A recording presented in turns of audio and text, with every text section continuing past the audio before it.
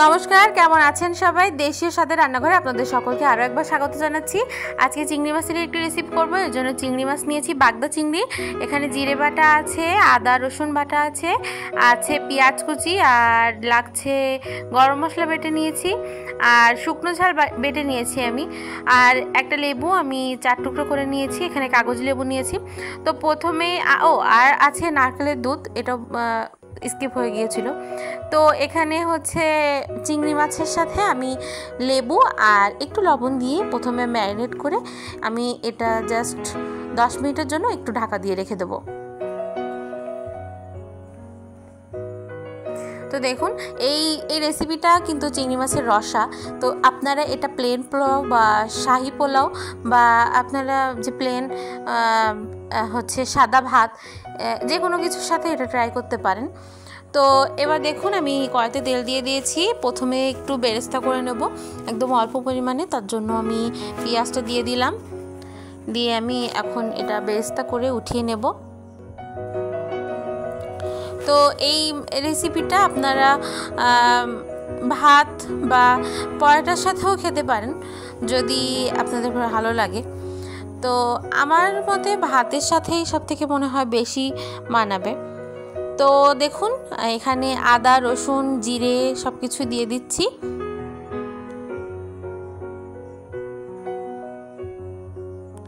আর নারকেলের দুধটা আমি অল্প অল্প করে দেব। আমি এই রেসিপিটাতে একটু নারকেলের দুধটাই বেশি ব্যবহার করছি একটা ক্রিমি টেক্সচার আনার জন্য। তো শুকনো ঝাল পেস্টটাও দিয়ে দিচ্ছি। এই ঝালটা আপনারা কমিয়ে বাড়িয়ে নিতে পারেন, যে যতটা।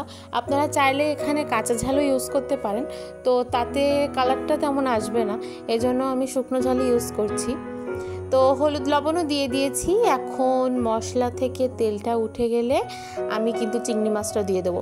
তো আজকে কিন্তু আমি চিংড়ি মাছটা ভেজে দিচ্ছি না, আমি মশলার সাথেই চিংড়ি মাছটা কষিয়ে নেব ভালো করে।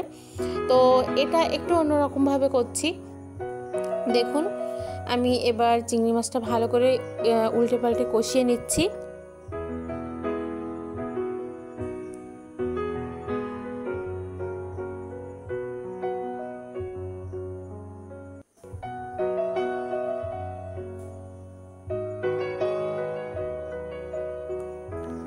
এবার দেখুন, আমি নারকেলের দুধ দিয়ে দিচ্ছি।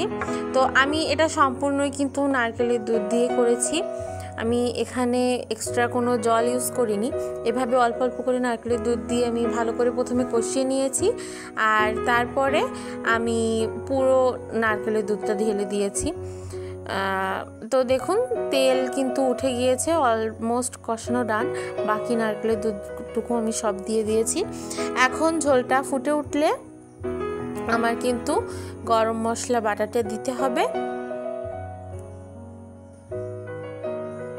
দেখুন, এবার লাস্ট পর্যায়ে আমি গরম মশলা বাটাটা দিয়ে দিচ্ছি, আর সাথে দেবো বেরেস্তাটা উপরে ছড়িয়ে জাস্ট 2 মিনিট লো ফ্লেমে রেখে আমি এটা নামিয়ে নেব। তো তারপরে আমার রেসিপিটা একদম ডান হয়ে যাবে। আপনাদের এই রেসিপিটা যদি ভালো লেগে থাকে তাহলে অবশ্যই আমাদের কমেন্টে জানাবেন যে আপনাদের কেমন লেগেছে। অবশ্যই ট্রাই করবেন। যদি ফেসবুক থেকে দেখে থাকেন তাহলে অবশ্যই ফলো করে দেবেন, আর ইউটিউব থেকে দেখে থাকলে অবশ্যই সাবস্ক্রাইব করে দেবেন। সবাই ভালো থাকবেন, সুস্থ থাকবেন।